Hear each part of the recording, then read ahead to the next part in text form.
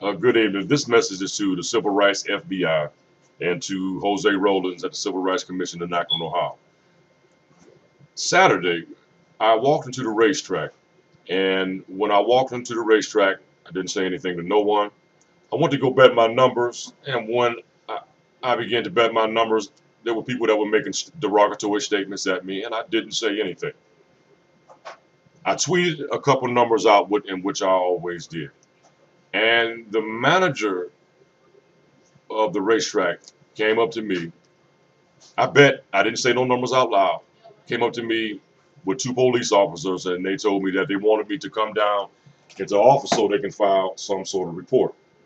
When I went down into the office, the document that I just sent you, um, the document that I just sent you along in other email, they wanted me to sign this document, and I told them that I was not going to sign it. And I also asked them before I came downstairs, and they were witnesses to it, what was the reason for it, and they never gave me a reason. But the policeman, his name was, I think his name McGlynn from the Austintown Police, and he is in Unit 128.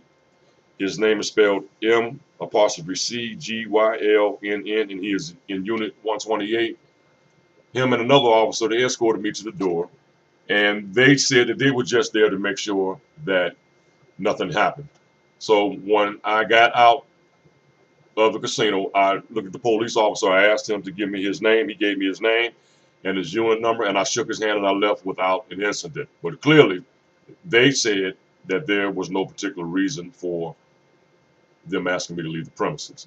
Now, I have filed a civil rights complaint, in which you already know. I filed that back in October. And if there was a response for that, then I'm thinking maybe they asked me to leave the facility for that reason, because there was no other reason. And this officer, his name again is McGlynn, and he is in Unit 128 of the Austintown Police Department. You can ask him whether or not there was any incident, or did they give any reason as to why they asked me to leave this facility. So I left the facility without incident, and I came back home. Now, I am not going to go back to their facility. But Mr. Rollins, I am waiting on a response. I am also looking for an attorney, after you respond back to me, because clearly there was no reason for them to ask me to leave the premises.